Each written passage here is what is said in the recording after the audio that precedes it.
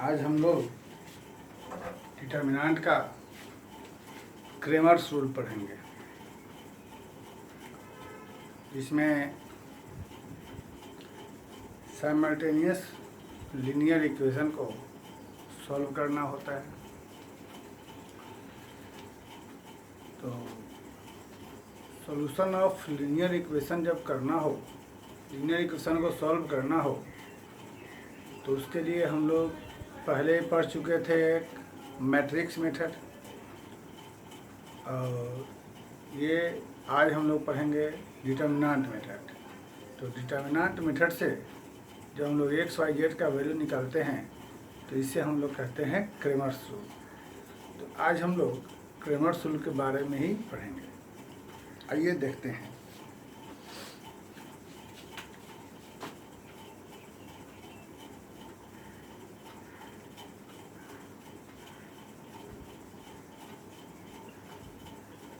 Cramer's rule.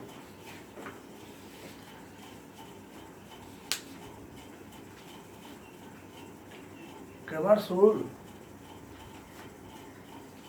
क्या चीज़ है, पहले इसके बारे में जाना जाए। जैसे हम लोग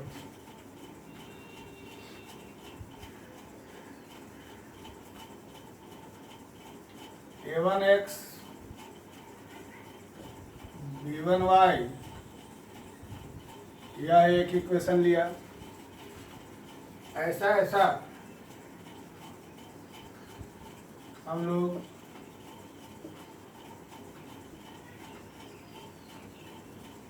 तीन इक्वेशन ले लेते हैं।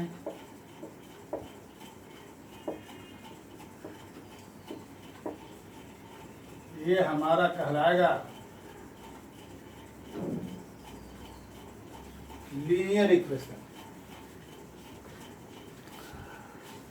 इससे हमें एक्स वाई जेड का सॉल्यूशन निकालना रहेगा। आइए देखते हैं यहाँ पर कितने वेरिएबल हैं हमारे पास, 3। सबसे पहले हम लोग एक डिटर्मिनेंट देते हैं डेल्टा, उसमें एक्स वाई जेड का कोएफिशिएंट का वैल्यू पुट कर देते हैं। ये हो गया।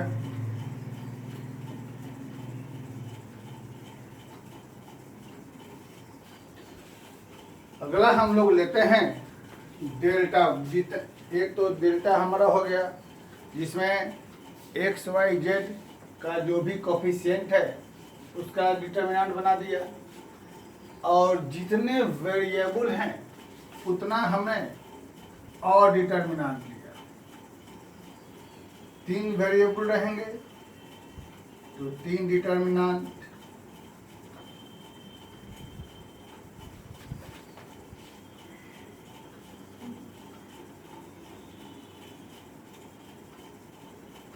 देखिए,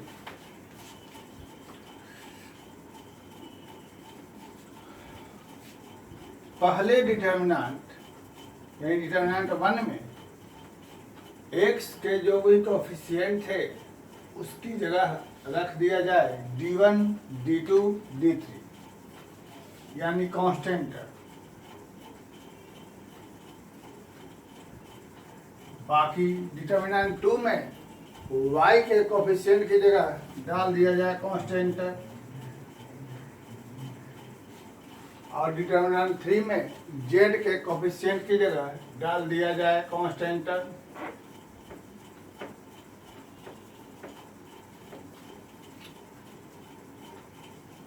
बाकी दोनों कॉलम ऐसे ही एज इट इज।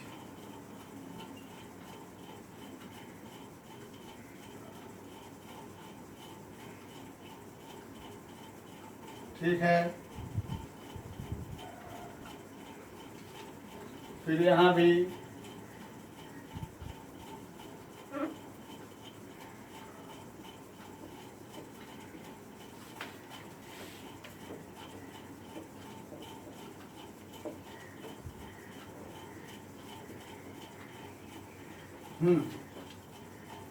फिर से देख लीजिए।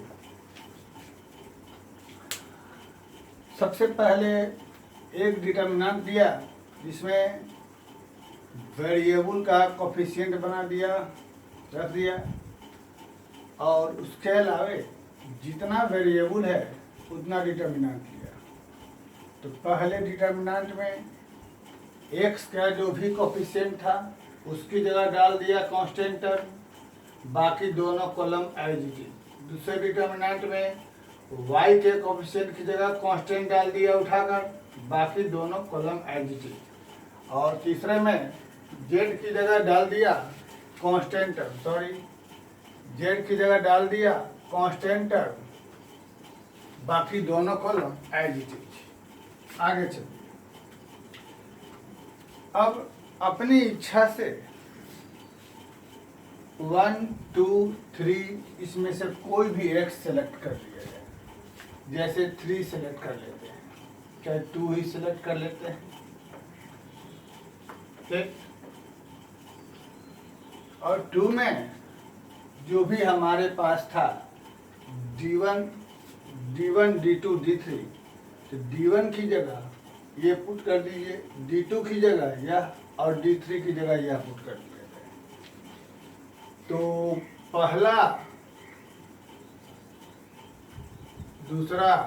पहला और तीसरा कॉलम यहाँ ऐसे ही रह जाएगा, और सेकंड कॉलम में D1 की जगह ये रख दिया जाए, D2 की जगह रख दिया जाए,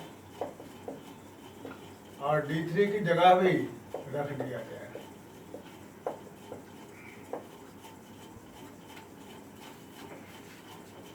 ठीक है, फिर से सुन लिया जाए।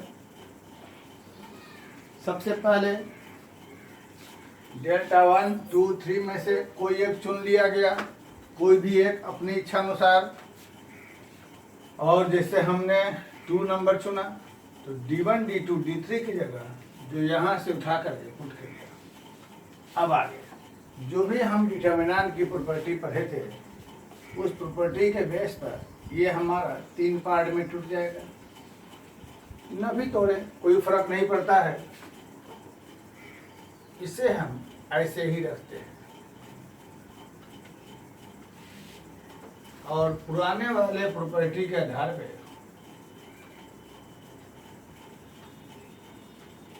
कॉलम 2 को चेंज किया, कॉलम 2 माइनस x गुना कॉलम 1 माइनस चाहे प्लस z गुना कॉलम 3। सोचिए, कॉलम 2 को चेंज किया, कॉलम 2 माइनस x गुना कॉलम 1 प्लस z गुना कॉलम 3। तो सोचिए क्या बचेगा। ये वाला कैंसिल, ये वाला कैंसिल, खाली ये बच जाएगा। और अगर ये करने का मन न है तो इसका दूसरा रूप देख लिया जाए। हम इसे पुराने प्रॉपर्टी के आधार पे 3 डिफरेंट डिटर्मिनेंट में ब्रेक कर सकते हैं। तो पहला वाला में हमारा ऐसे रह जाएगा, और ये आ जाएगा सेकंड कॉलम की जगह, बाकी C1, C2, C3, ठीक। फिर दूसरा हो जाएगा A1, A2, A3, बीच वाला क्या हो जाएगा B1Y, B2Y, B3Y, बाकी C1, C2, C3। और फिर A1, A2, A3 इधर क्या हो जाएगा C1Z, C2Z, C3Z, और बाकी यहाँ से हो जाएगा C1, C2, C3। अब आगे क्या किया मालूम है? अब यहाँ से सोचो जरा, x हम कॉमन निकाल लेते हैं। x हमारा कॉमन निकालने के बाद ये हमारा 2 कॉलम सेम हो जाएगा। तो 2 कॉलम सेम होने से इस पूरे की वैल्यू हमें हो जाएगी 0। वैसे ही यहाँ से जब z कॉमन निकल जाएगा तो z कॉमन निकल के फिर यह 2 सेम हो जाएगा, पूरे की वैल्यू 0। और उसके बाद यहाँ से जब हम y कॉमन निकाल लेते हैं इस जगह से, तो y कॉमन निकल के हमारे पास क्या बच जाएगा, a1 a2 a3, b1 b2 b3, c1 c2 c3। तो बच्चों इसकी जगह पर उठा करके हम ये वैल्यू पुट कर सकते हैं। तो इस तरीके से हम लोग यह देखेंगे कि हमारे पास डेल्टा 2 बराबर y इंटू में क्या हो जाएगा, डेल्टा यहाँ से, तो यहाँ से y बराबर हमें हो जाएगा डेल्टा 2 बाई डेल्टा। अब आगे बात समझ में आ रही। अब क्या हो तो देखिए, हमने देखा कि यहाँ पर y के कोफिशिएंट की जगह हमारा कांस्टेंट टर्म था, तो इस कारण यहाँ y बराबर हमारे पास हो गया डेल्टा 2 बाई डेल्टा। डेल्टा मतलब एक्चुअल वाला जो था हमारा। अब इसी तरीके से चूंकि यहाँ x के कोफिशिएंट की जगह कांस्टेंट है, तो आप सोच सकते हैं x बराबर हमारे पास हो जाएगा डेल्टा 1 बाई डेल्टा। और इसमें z की जगह है, तो यह सोच सकते हैं z बराबर हमारे पास हो जाएगा डेल्टा 3 बाई डेल्टा। ठीक है, तो फिर से हम लोग एक बात इसे रिपीट करते हैं। रिपीट करने की बात यह है कि जब हमें कोई भी इक्वेशन दिया रहेगा और कहेगा सॉल्व किया जाए डिटर्मिनेंट मेथड से, ये एग्जाम में आता है कि किस मेथड से हमें सॉल्व करना है। तो जब हमें कहेगा सॉल्व किया जाए डिटर्मिनेंट मेथड से, तो सबसे पहले हम लोग क्या करेंगे कि एक डिटर्मिनेंट बनाएंगे जो हमारा x y z यानी वेरिएबल के कोफिशिएंट का डिटर्मिनेंट रहेगा। उसके बाद जितना वेरिएबल रहेगा उतना डिटर्मिनेंट हम लोग बना लेंगे। और पहले में x के कांस्टेंट की, x के कोफिशिएंट की जगह कांस्टेंट, बाकी दोनों वही रहेगा यहाँ से। फिर दूसरे में y की जगह बाकी दोनों वहीं से रहेगा, और तीसरे में z की जगह। तो x बराबर जिसमें x से कोफिशिएंट की जगह कांस्टेंट रखा था वो बटा मेन वाला रह जाएगा। मेन हम इसको मान कर चल रहे हैं। इसमें y के कोफिशिएंट की जगह है, तो y equal to this by this हो जाएगा, क्योंकि इसे हम मेन मान के चल रहे हैं, इसे z की जगह। अब समझाने के लिए हम लोग एक छोटा सा एग्जाम्पल ले लेते हैं। जैसे कहेगा solve by matrix method, 2x plus y बराबर 6, x माइनस वाई बराबर 3, कहेगा सॉल्व करिए।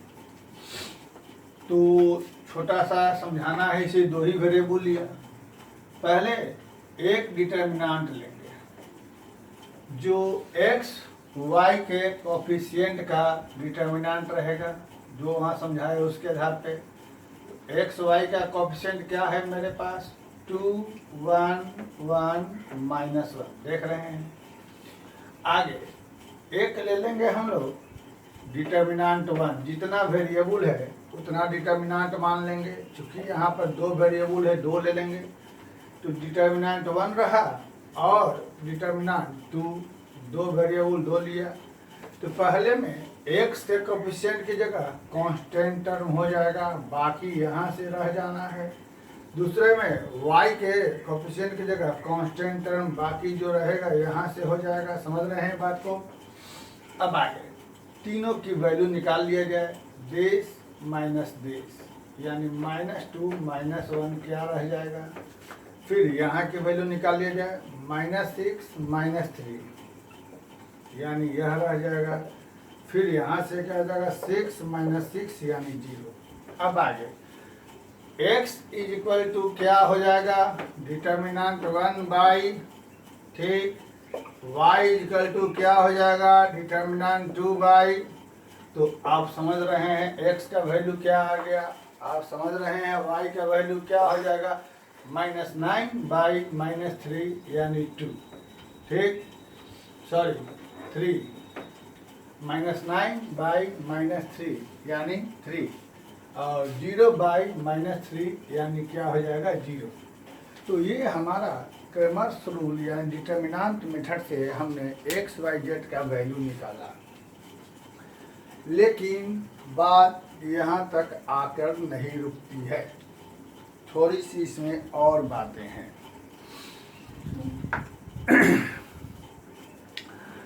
एक होता है जो हम लोग मैट्रिक्स में पढ़े थे, consistency of linear equation. Consistency of linear equation. तो आइए चलते हैं कंसिस्टेंसी ऑफ लीनियर इक्वेशन समझने में।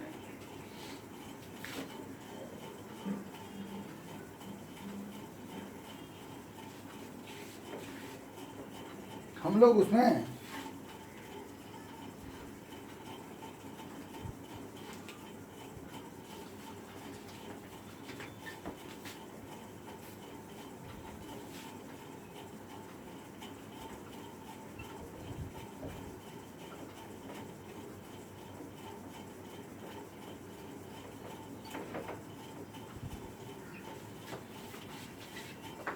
कंसिस्टेंसी ऑफ लीनियर इक्वेशन, इसमें दो केस होता था, याद करिए पहले ही पढ़ा था।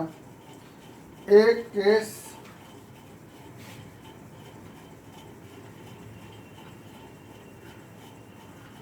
if system of equation is homogeneous,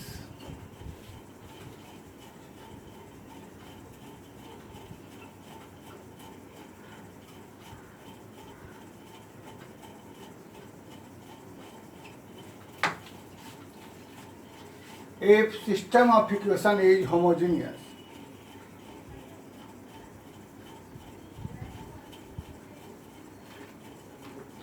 consistency of linear equation, तो इसमें दो बातें हो जाएंगी।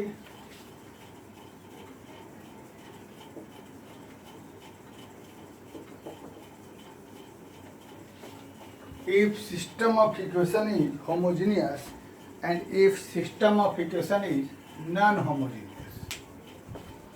तो अभी हम लोग पढ़ेंगे नॉन होमोजीनियस के बारे में।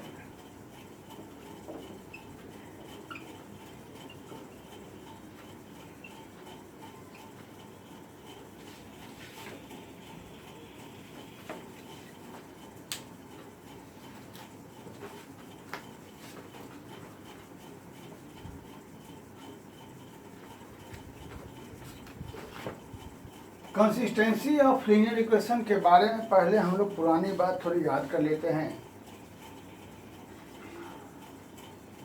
हम लोग स्कूल में भी पढ़े थे, कंसिस्टेंस लीनियर इक्वेशन कंसिस्टेंस होते हैं और इनकंसिस्टेंस होते हैं, दो चीज़ होता है। तो कंसिस्टेंस में भी कंसिस्टेंस इक्वेशन उसे कहते हैं जिस इक्वेशन का कुछ सॉल्यूशन निकले, और इनकंसिस्टेंस उसे कहते हैं जिस इक्वेशन का सॉल्यूशन ना निकले। जैसे हम लोग स्कूल में देखे थे, हमारे पास ऐसा इक्वेशन होता था,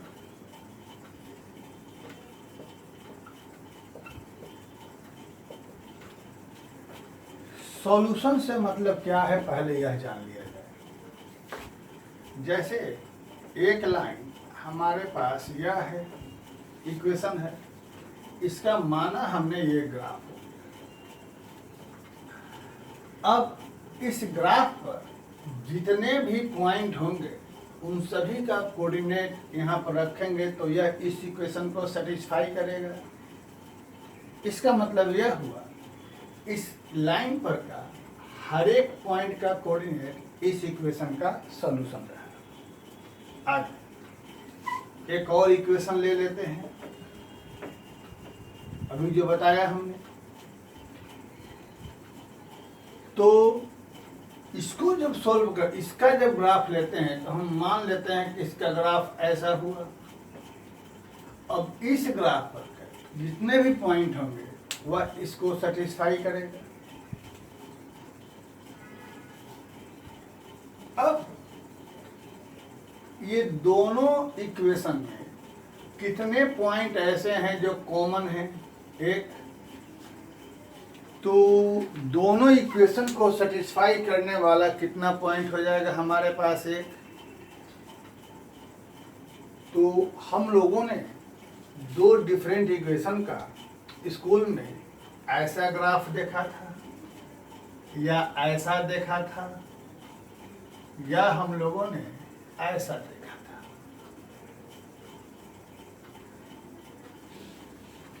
तो याद करिए, इसे हम लोग कहते थे इंटरसेक्टिंग लाइन, ये कहलाता था पैरेलल लाइन, या कहलाता था कोइंसिडेंट लाइन।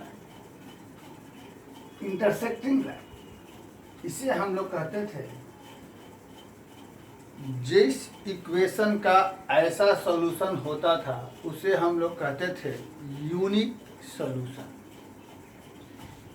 जिस इक्वेशन का ऐसा सॉल्यूशन होता था उसे हम लोग कहते थे इनफाइनाइट मेनी सॉल्यूशन, और इसे कहते थे नो सॉल्यूशन।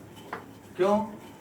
क्योंकि इन दोनों में कोई भी कॉमन पॉइंट नहीं है, इसलिए ऐसा कोई भी एक पॉइंट नहीं होगा जो दोनों को सेटिस्फाई करे। लेकिन इन दोनों में infinite number of point common है, इसलिए इनफाइनाइट नंबर ऑफ पॉइंट होंगे जो दोनों को सेटिस्फाई करेंगे। तो हम लोग जिस इक्वेशन का ये होता था, याद करिए, उसे हम लोग इस कंडीशन से समझते थे, और इस ऐसे वाले को हम लोग ये कंडीशन से रिप्रेजेंट करते थे, और ऐसे वाले को हम लोग इस कंडीशन से रिप्रेजेंट करते थे। ठीक। तो जिसका ये सॉल्यूशन आता था वैसे इक्वेशन को हम लोग कहते थे कंसिस्टेंस इक्वेशन। जिसका ऐसा होता था उसे भी कहते थे कंसिस्टेंस इक्वेशन, और ऐसे वाले को इनकंसिस्टेंस। तो ध्यान देकर सुनिए, अभी कोई डिस्कशन नहीं, अभी अच्छी तरह ध्यान देना है। ऐसे वाले को मतलब यहाँ सॉल्यूशन निकला, मतलब यहाँ सॉल्यूशन निकला, इन दोनों केस में सॉल्यूशन निकला, यानी जब सॉल्यूशन निकल रहा है तब उसे हम लोग कहते थे कंसिस्टेंस इक्वेशन। एक बार में यूनिक सॉल्यूशन, एक बार इनफाइनाइट मेनी सॉल्यूशन। ऐसे केस में जब सॉल्यूशन नहीं निकलता था तब कहलाता था इनकंसिस्टेंस इक्वेशन, नो सॉल्यूशन। ये बात क्लियर? ठीक। फिर से बोल दे रहे हैं, जब सॉल्यूशन निकलेगा, यानी यहाँ पर इनफाइनाइट नंबर ऑफ कॉमन मेरी, ये हमारा लगभग इस टाइप का रह जाएगा, 4x + 2y = 8। तो ये इसका ग्राफ रहेगा, दोनों पैरेलल लाइन है, ध्यान देंगे, इसका आएगा। तो इसमें एक भी सॉल्यूशन नहीं, लेकिन जब यही ऐसा हो जाएगा तो देखिए दोनों इक्वेशन आपका सेम है, यानी इसमें 2 से डिवाइड कर देंगे तो ये बन जाएगा, यानी दोनों का ग्राफ ऐसा आएगा। इस तरीके से ऐसा infinite number of common point होंगे जो दोनों को सेटिस्फाई करेगा। तो इसका भी सॉल्यूशन निकालना हमें सीखना है। तो आइए देखते हैं कैसे हम लोग निकालते, इसको समझते हैं कि मैट्रिक्स डिटर्मिनेंट मेथड से हम लोग कंसिस्टेंसी के बारे में कैसे समझेंगे, डिटर्मिनेंट से हम लोग कंसिस्टेंसी के बारे में कैसे समझेंगे। क्योंकि ये जो A1/A2 वाला सिस्टम है, इस मेथड से आप 2 वेरिएबल वाले को तो बता सकते हैं, लेकिन 3 वेरिएबल वाले को आप इस तरीके से नहीं बता सकते कि इसमें से कौन सा कंसिस्टेंस है, कौन सा इनकंसिस्टेंस। अब आगे, उसके पहले हम पहले भी बार बोल चुके हैं, फिर बोल दे रहे हैं, नॉन होमोजीनियस इक्वेशन और होमोजीनियस इक्वेशन, इन दोनों में डिफरेंस क्या है। कुछ लोग ऐसा बोल देते हैं कि कांस्टेंट टर्म नहीं रहता है तो हो जाता है होमोजीनियस, लेकिन यह नहीं है। जैसे मैं बता देता हूँ, 2x plus 3y plus 5z बराबर 6। इसे कहते हैं लोग नॉन होमोजीनियस, और इसी में कांस्टेंट हट जाता है तो ये कहलाता है होमोजीनियस। लेकिन ऐसा नहीं है। होमोजीनियस नॉन होमोजीनियस में क्या डिफरेंस है? जैसे कि हम पहले ही बोल चुके हैं, homogeneous mixture and non homogeneous mixture हम लोग केमिस्ट्री में पढ़े हुए हैं। होमोजीनियस मतलब समान, जो हर जगह समान रूप से फैला हुआ हो। जैसे कि हम पहले भी एक बार बताए थे मैट्रिक्स में, एक इक्वेशन हमारे पास ऐसा है,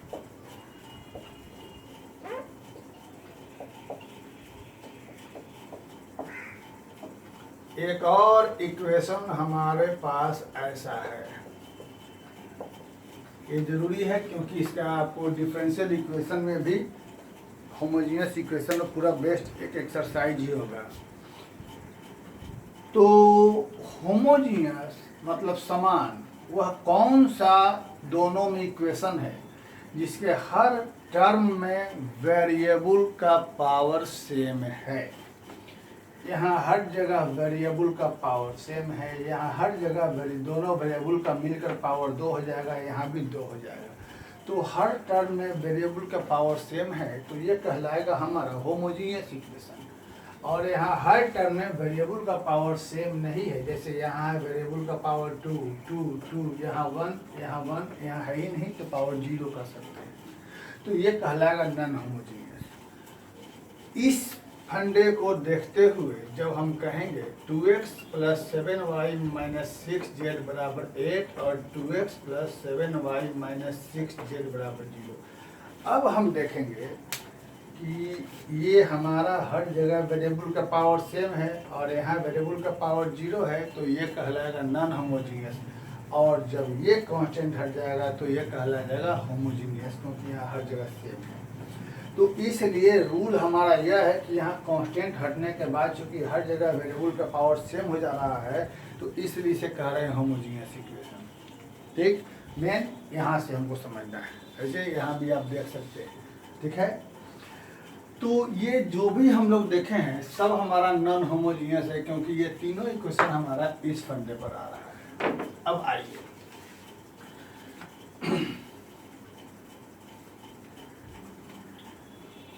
तीनों पर। तो जब इसका कंसिस्टेंसी के बारे में जानना है, इसका हम कंसिस्टेंसी के बारे में चेकअप करने चलते हैं, तो क्या होता है कि सबसे पहले इसमें डिटर्मिनांट क्या ले रहे हैं सो जान लीजिए। क्या चीज़ है यह? एक्स वाई जेड के कोफिशिएंट, इसको हम मेन मानकर चलेंगे। क्यों मेन मान के चलें? क्योंकि यह डिनोमिनेटर में है। डिटर्मिनांट बराबर 0 के नहीं रहेगा या डिटर्मिनांट बराबर 0 के होगा।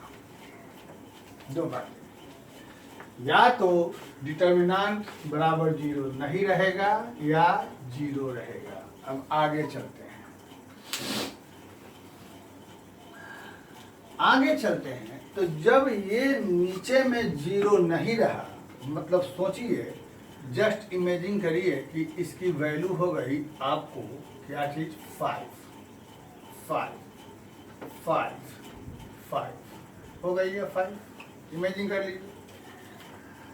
तो बेटा इसकी 5 जब वैल्यू हो गई तो ऊपर में कुछ भी रहेगा, कुछ भी रहेगा, कुछ भी रहेगा, कुछ भी रहेगा, कुछ भी रहेगा, something by something, something by something, something by something. तो जब इस केस में समथिंग बाई समथिंग यानी कुछ न कुछ तो वैल्यू हमारा निकलेगा ही निकलेगा। मैं फिर बोल दे रहा हूँ, अगर डिटर्मिनांट की वैल्यू यानी इसकी वैल्यू 0 ना हुई तो, यानी 0 ना हुई तो हम मान लेते हैं इसकी वैल्यू 5, तो नीचे में 5 हो जाएगा। तो 5 मान के चलें तो समथिंग बटा 5, समथिंग बटा 5, समथिंग बटा 5, कुछ ना कुछ वैल्यू निकलेगा।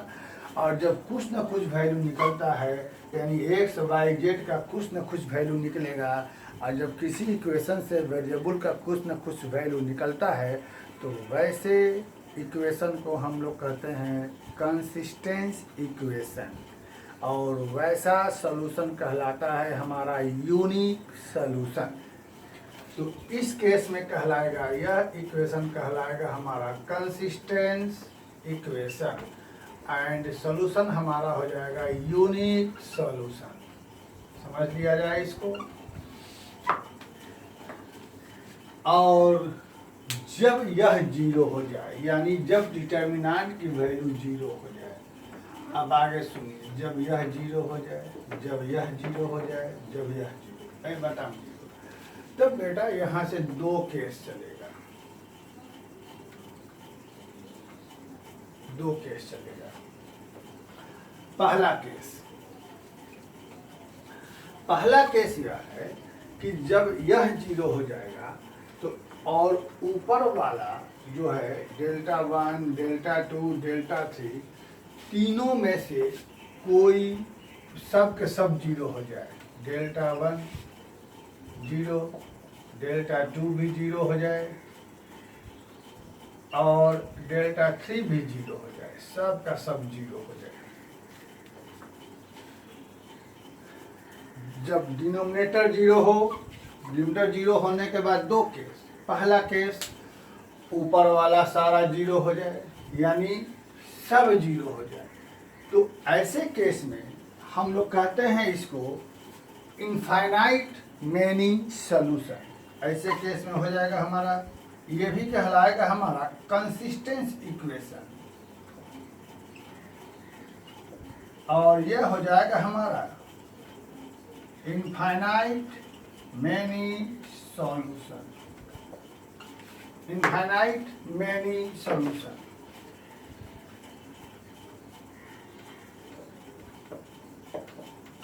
कंसिस्टेंस इक्वेशन और इनफाइनाइट मैनी सॉल्यूशन, ये हो जाएगा।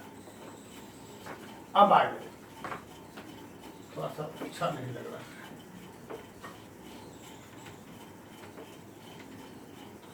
सब zero, delta 1 zero, delta 2 zero, delta 3 zero, all zero. तो ऐसे केस में क्या कहलाएगा यह कंसिस्टेंस इक्वेशन और इनफाइनाइट मैनी सॉल्यूशन। अब उसके बाद थर्ड केस, यहाँ पर इस तीनों में से कोई, अच्छा इसको फिर से एक बार देख लिया जाए, क्या आप समझाते हैं, एक बार और लिख लेते हैं। इस तीनों में से कोई एक जीरो ना हो एटलीस्ट, मतलब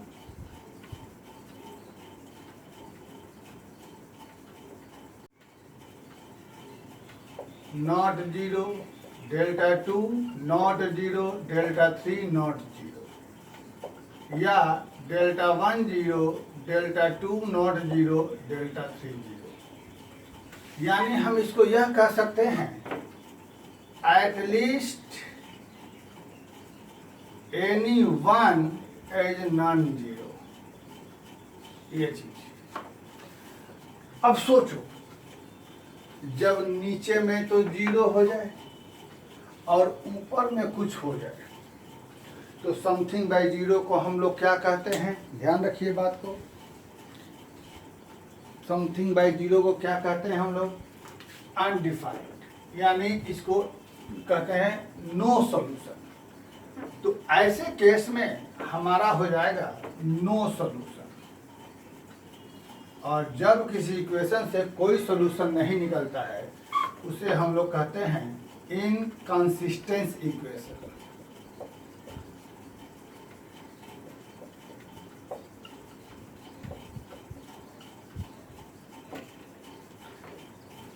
फिर से एक बार देख लिया जाए सारी बातें।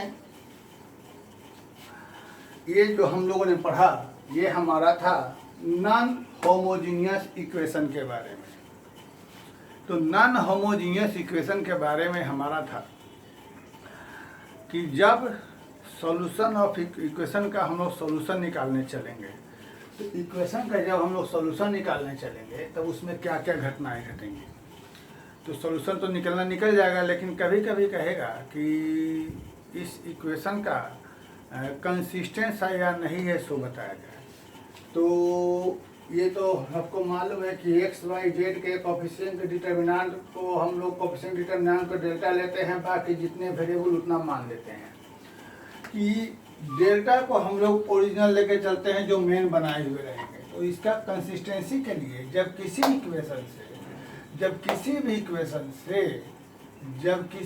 इक्वेशन से एक्स वाई जेड का वैल्यू निकलता है, चाहे वह एक वैल्यू निकले या इनफाइनाइट वैल्यू निकले, तब उसे हम लोग कहते हैं कंसिस्टेंस इक्वेशन। और जब किसी इक्वेशन से एक्स वाई जेड का इनफाइनाइट वैल्यू निकलेगा तो भी उसे कहेंगे हम लोग, दोनों ही केस में एक निकले या इनफाइनाइट निकले, दोनों ही केस में हम लोग कहेंगे कंसिस्टेंस इक्वेशन। एक वैल्यू निकलेगा तो भी कंसिस्टेंस, इनफाइनाइट निकलेगा तो भी कंसिस्टेंस, यानी वैल्यू जब निकलता है तो उसे कहते हैं कंसिस्टेंस, और जब वैल्यू नहीं निकलेगा तो उसे कहते हैं इनकंसिस्टेंस। तो जब ये तो बात पहला क्लियर हो गई कि जब डिटर्मिनेंट का वैल्यू जीरो नहीं रहेगा या जीरो होगा, जीरो नहीं रहेगा तब इसको कहते हैं कंसिस्टेंस इक्वेशन और यूनिक सॉल्यूशन, कोई ना कोई वैल्यू निकलेगा। और जब यह जीरो हो जाएगा तब दो बातें होंगी, या तो ये तीनों का मान जीरो हो जाए या तीनों में से कोई एक जीरो नहीं हो। जब यह इन तीनों का वैल्यू जीरो हो जाएगा तब यह कहलाएगा कंसिस्टेंस इक्वेशन और इनफाइनाइट मिनी सॉल्यूशन। इसको फिर से एक बार देख लिया जाए। यहाँ से हम लोग डेल्टा 1 बराबर एक्स गुना डेल्टा, अब सोचो इनफाइनाइट मिनी सॉल्यूशन में फिर से एक बार देख लो। अभी तो हमने देख लिया कि इधर में जीरो हमारा है, इधर भी जीरो हो जा रहा है। जब दोनों ही तरफ जीरो हो जा रहा है तो एक्स की जगह हम कुछ भी रखेंगे, हमारा LHS बराबर RHS होगा ही होगा। इसीलिए ऐसे को हम लोग कहते हैं इनफाइनाइट मिनी सॉल्यूशन। और इधर वाले में देख लीजिए, जब यह जीरो हो जाए और यह जीरो ना हो तो क्या कोई वैल्यू होगा? जैसे उस केस में राइट साइड में हमको जीरो हो जा रहा है, यानी x गुना में जीरो, तो डेल्टा 1 जीरो नहीं हो रहा है हमारा। इधर हम देख रहे हैं ना, जीरो नहीं रहेगा, समथिंग रहेगा। तो x की जगह क्या रखें? कुछ भी रखेंगे तो कभी लैम्डा के बराबर आएगा? नहीं आएगा। तो इसे ही कहते हैं हम लोग नो सॉल्यूशन। असल में हमारे पास ये रहा। तो ये हमारी जो घटना होगी ये हमारा था नॉन होमोजीनियस के बारे में। अब इसके बाद होमोजीनियस सिस्टम के बारे में और कुछ इस पर एग्जाम्पल के बाद लेकर के हम अगले वीडियो में आते हैं।